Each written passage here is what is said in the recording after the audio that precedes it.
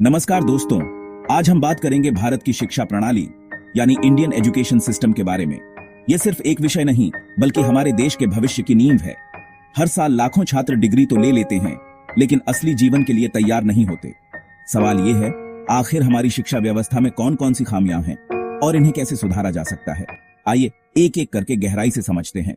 भारत में अमीर बच्चों को प्राइवेट स्कूलों की बेहतरीन सुविधाएं मिलती हैं, वहीं गरीब बच्चों को सरकारी स्कूलों की कमजोर व्यवस्था। अगर हमें शिक्षा व्यवस्था सुधारनी है तो सबसे पहला कदम होगा समान शिक्षा नीति।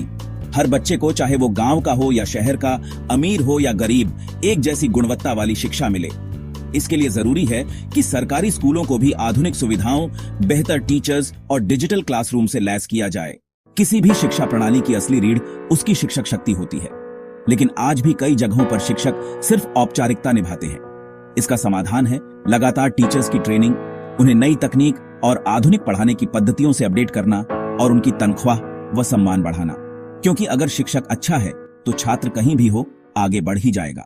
आज भी हमारे स्कूल और कॉलेज बच्चों को रटने पर मजबूर करते हैं। किताबें याद कर लो, परीक्षा में लिख दो, बस पास हो जाओ। लेकिन असली जिंदगी में बच्चों को चाहिए प्रैक्टिकल नॉलेज। साइंस लैब में प्रयोग, गणित को असली जीवन में लागू करना, हिस्ट्री को अनुभवात्मक बनाना और जॉब ओरिएंटेड प्रोजेक्ट्स देना। जब बच्चे अनुभव से सीखेंगे तभी शिक्षा का सही मकसद पूरा होगा। आज की दुनिया डिजिटल हो चुकी है, लेकिन हमारे स्कूलों में अभी भी कई जगह ब्लैक बोर्ड और पुरानी किताबें ही हैं। हमें चाहिए smart classroom, online learning platform, artificial intelligence और वर्चुअल रियलिटी जैसे आधुनिक टूल्स। इससे गांव का बच्चा भी उसी स्तर की शिक्षा ले पाएगा जो एक बड़े शहर का बच्चा लेता है। भारत में छात्र डिग्रियों के बोझ तले दबे रहते हैं, लेकिन कंपनियां कहती हैं स्किल्स की कमी है।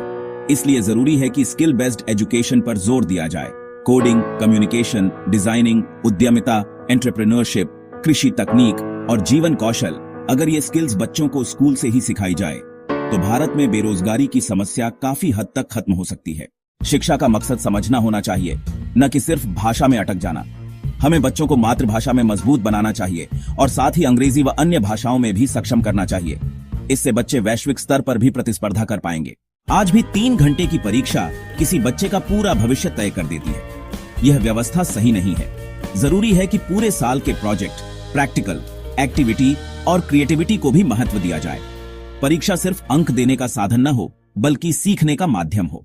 आजकल बच्चे पढ़ाई के दबाव में डिप्रेशन, तनाव और आत्महत्या तक कर लेते हैं। इसका समाधान है स्कूलों में काउंसलिंग की सुविधा, स्पोर्ट्स और योग पर ध्यान और बच्चों को लाइफ एजुकेशन देना, यानी कैसे असफलता को संभालना है, कैसे जीवन जीना है। दोस्तों, अगर हम चाहते हैं कि भारत की शिक्षा व्यवस्था सच में बदल जाए तो हमें इन सभी बिंदुओं पर मिलकर काम करना होगा। समान शिक्षा, अच्छे शिक्षक, practical knowledge, digital classroom, skill based पढ़ाई, बेहतर परीक्षा प्रणाली और बच्चों का मानसिक स्वास्थ्य, यही वो स्तंभ हैं जिन पर एक मजबूत और उज्जवल भारत खड़ा होगा। अब सवाल आपसे, आपको क्या लगता है कि सबसे पहले कौन सा बदलाव जरूरी है?